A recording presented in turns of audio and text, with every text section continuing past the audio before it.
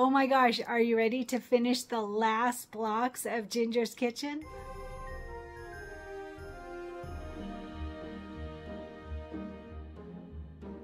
Hi everyone, Cristin here, and we are continuing with the end of our Ginger's Kitchen bench pillow. We're almost there. So we have sections 1, 2, 3, and 4 complete. Cool, right? And today we're going to finish section 5. So we have our boy block. Remember, it's going to go upside down when we sew them together. So our boy block, our ginger boy, and we have that pinwheel, that extra pinwheel that we did a while ago. We will need those for section 5. So today we are going to do 2 blocks. One is a border block, one very simple border block. It's actually 2 that we're going to sew together and quilt. And we're going to do the candy cane block. So the candy canes block is on page 8 of our book. Grab your packet if you made packets. And it looks like it's really simple, actually. I have quite a few pieces of Mylar in here just because I didn't know what size I would need. But I do because it's in the directions, but you know. Anyway, so we are going to do the candy canes block. So the candy canes block has our main fabric. It is the green with flowers on it. All right, that's our main fabric. Make sure to back it with fusible stabilizer. And we are going to start with this at 6.5 by 6.5. All right, 6.5 by 6.5 for your main fabric for the candy cane block. Okay, and then the only other thing that we need is some Mylar. So we need a piece of Mylar that is 4.5 by 4.5. So actually I'm going to use this one then. So there's one, this one for mine anyway, it's got one side that's silver and one side that's gold. Make sure to use the silver side. All right, you will lay that up over your candy canes. I will show you in photos when we get to that point. But you want a piece of Mylar that is 4.5 by 4.5. I wonder if that might actually even fit. I might use that instead just to use it up since I've got big old holes in it. All right, either way, 4.5 by 4.5. Leave Mylar as it is. Don't stabilize it or do anything silly with it. All right, and then we need our batting. So our batting today is going, I have Mylar everywhere. So our Mylar today is going to be 5 by 5. That means our final cut size of this block will be 4.5 by 4.5. So we want a piece of batting that is 5 by 5. All right. And then we're going to quilt this. You can use any quilting design that you want that is 4 by 4. When our cut size is 4.5 by 4.5, our final cut size 4.5 by 4.5, that means we want a quilting design that is 4 by 4. All right. So any quilting design that you want that is 4 by 4. I'm going to use Christmas 2. I'm pretty sure that has the candy canes on it. That would make sense to me since when I planned it all out, it makes sense since it's the candy cane block. So Christmas 2 in a 4 by 4 design. All right. And then I'll talk to you about the border block in just a second. All right, and then we just have the border block. So it's really 2 blocks we're going to sew together, and then it will be 1 block. So the border blocks are shown on page 11 of the PDF. Grab your packet if you made packets for section 5 border blocks. So it's a very easy one. It's 2 blocks, so I don't recommend cutting these larger. So the first one is the black, white, and a little bit of red plaid, and that's the original fabric. So 2.5 by 2.5 for this, but you may have received this substitute from our sponsor. It is the gray with holly leaves. That is so pretty. And so again, 2.5 by 2.5, whether it's the original fabric or the substituted fabric, either one of those. All right, and then the only other one is the red tufted, reddish pinkish tufted fabric. Again, 2.5 by 2.5. I did back mine with fusible stabilizer. We're going to quilt it, and I don't want it to shrink at all. I want these, since I'm cutting them the exact size that I need, I don't want them to shrink. So that's my recommendation, is to stabilize them, but that's up to you. All right, so 2.5 by 2.5 for, we'll call this A and B. All right, border blocks A and B. We're going to sew them together with a 1/4 inch seam allowance, and then they will be 1 block, and we will quilt them. All right. So when we quilt, we use batting. So I recommend a piece of batting that is 3 by 5. 3x5 for your batting, and then you can use any quilting design that you want that is 2x4, any quilting design. And I looked through all the ones we've been using on this project, and there's so many cute options, so many. So choose whatever works for you. Keep in mind that this fabric in particular is pretty busy, pretty dark. If you have this one, you'll have more of a chance of seeing your quilting. This one, we're really not going to see it. So I'm going to use loops 1 in a 2x4. That's what I'm going to use. 2x4, meaning that these will be sewn together. So 2x4 quilting design. A cute idea is that one that has the Santa and the reindeer in a 2x4. That would be really cute. I just don't think it's going to show up on mine. So I'm not going to use that, but that would be really cute. I think it was, I don't remember actually. If I recall what one that is, I'll put it in the notes. One gal used it already in this project, and I saw it and I was like, oh, that's so cute. I had thought about trying to import that somewhere, and it just, with the busier fabrics, it doesn't work out. All right, so 2x4 quilting design, border block, and the candy cane block, and I'm going to bring you over to the computer and show you how to merge them together in one hooping, and then we've got all of our blocks for Ginger's Kitchen done.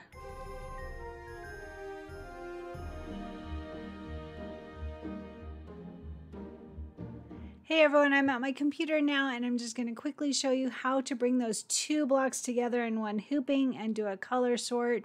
So I'm going to open up in Brilliance Essentials. I always start by checking what hoop size I'm on. I'm on my 5x7 hoop. That's what we used for our gingerbread boy. I think we can do like a 6x10. Let's try that. I'm going to start with a 6x10. So I'm going to go up to this Preferences folder, click on that. Click on my 6x10 hoop, say OK, and then I'm going to click on this compass button and click on H for hoop. All right. And you can see down here at the bottom it says we're on my 6x10 hoop. So I'm going to start by bringing in, I think I'll start with the border block first. So don't forget, we're going to sew those 2 border blocks together. So we're just going to bring in a 2x4 quilting design. So I'm going to go to Merge Stitch File. And let's see, I am going to find my quilting files, and I want to use that loops 1. I think that will be cute. Loops 1 in block by block. Pez is what I use for my machine, and I want a 2x4 right there. Double click on that. All right, and it goes to the center. I'm going to go ahead and click on this design, and I'm going to rotate it using this blue left or right, it doesn't matter, arrow key. All right, and then I'm going to click outside so nothing is selected, click back on the quilting file, and I'm just going to bring it all the way up to the top. All right. Okay, and then I have all 5 selected, so I want to click outside so nothing is selected, and then I'm going to click on 1-1 up here in the Objects window, and I'm going to click down here in the Properties window, the color, and I'm going to change it to the first color that comes up for me, which is dark aqua. Say OK. And then 1-2, click on the color. I want Blaze. 1-3, click on the color. I want the second color down because we already used dark aqua. You can see it there. I want Marine. And again, it doesn't matter what color you use. I'm just using the first ones that come up for me. I'm going to click on 1-4, click on the color, and I'm going to choose the second color down, which for me is Oriole. I'm on Fil-Tec Glide as my preferred thread color, so it depends on your preferred thread color as well. All right, so Oriole, say OK, and then 1-5, click on the color. I'm going to choose Sprout and say OK. So that one's done. I'm going to click outside so nothing is selected, and then I'm going to bring in the quilting design for the candy cane block. So I'm going to go to Merge Stitch File, and I'm going to close up that loops design, and I want Christmas 2 right there, embroidery files, block by block, Pez, and I want a 4x4 quilting design. Right there, 4x4 Christmas 2. Double click on it, it goes to the center, and look, we've got lots of room. So I'm just going to bring it down so that we have more room. There's that border block has almost no space, like it will fit right within this block. This one will have 2 inches of extra fabric, so 1 inch on each side. So I'm just bringing it down to give myself some more room. Doesn't really matter too much. Okay, and then we need to change those colors again. I want to use the same colors as I used above here, but not this last one. So I'm just going to run through them. Right now I've got everything selected on that design, so I'm going to click outside so nothing is selected, and then I'm going to click on 2-1 in this objects window. All right, and then down in the properties window, click on the color, choose the first color that we used before. You can see it right here, so dark aqua for me. 2-2, click on the color, I want blaze. 2-3, click on the color, I want marine. 2-4, click on the color, I want Oriole. And then 2-5, I'm going to click on the color, and I don't want the same color because I want to be able to decide what color I want later when I get there. So I'm going to choose the second color down, which for me is sea green, and say okay. All right, so those two are done. Now I need to bring in the candy cane design, but I want to do a color sort so that I can do the batting and all of that at the same time, but I want to also be able to line up that candy cane block. So I'm going to do what I've shown you before, where I bring it over and then I do a copy and paste. So let's just go for that. I'm going to go to merge stitch file, and I'm going to close up my quilting files and go to my embroidery files for our ginger pillow. And I'm going to look for the candy cane design right there. All right, so oops, too far. Candy canes, double click on that. It goes to the center. I'm going to click on that design, just the candy canes. It's the third design. And I'm just going to bring it down here kind of haphazardly. And I'm going to do a color sort. But let's see if I do, not a color sort, I'm sorry, an align and distribute. So I'm going to go ahead and I'm going to do that now. So to do that, I need to click outside so nothing is selected. I'm going to click on the second design. So right here, number 2, that's that quilting design. And then I'm going to click the control button on my keyboard and click the third design. All right, so that I have the quilting design and the candy cane design selected. And I'm going to go to Utility, Align and Distribute. And I'm going to click Center, Center. And then watch how it changes when I click Apply. So it moved down to the right just a tiny, tiny bit, all right? And I'm going to say close. All right, so that one is done. So looking at this is kind of cool, actually. So we have cyan, gray, red, and neon red. So none of the same colors we've already used. So we can actually do a color sort, and we don't have to do that. Bring it over to another tab and all of that. We can just do a color sort. We should be fine. We'll have to check it carefully, of course. So I'm going to close all of these just so I can see the 3 designs. Click outside so nothing is selected. Right now we have 14 color steps, all right? And I'm in my 6x10 hoop with plenty of room between the 2 designs. So I'm going to go to Utility Color Sort. Make sure that you have these same settings that I have to have the same results. And it says it's reduced it by 4 color changes. Always click New View so we can check to see that it did what we hoped it did. It would do. It hoped it did. Click New View. All right, now we're in the second tab. So here's the first tab, and it's got the 3 designs. When we go to the second tab, they're all together in one design now. All right, so I'm going to just quickly run through and make sure it did what I think it should do. All right, so here's the first one. That's the placement for our batting, our tack down for our batting. See how they're together. You can see that those are together, so that will make life a lot easier just bringing it in and out of the hoop, not the hoop, but out of the machine. All right, 1-3, that's the placement for our main fabric. 1-4 is our tack down of our main fabric. And then we have the quilting design, the first one and the second one. And then we have, what's that? Oh, that's the placement for our candy canes. Perfect.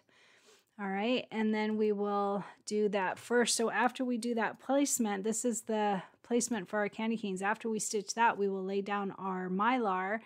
And then we'll run the first color of the candy canes and the second color of the candy canes and then the outline satin stitch. That's perfect. That's exactly what we wanted to happen. That was crazy easy. All right, so now we have 10 color steps and we can do all of that batting stuff all together. So I'm going to do a file, save stitch file as. Don't forget, you can do these 2 blocks separately if you choose, but it's just nice to save on stabilizer to get them all together in one hooping. So let's see, I'm going to name this 6x10 candy cane and border block, whatever you want to name it. You could say this is border block 17, I think, 18, border block 18. I'm going to say that, border 18. All right, and say save.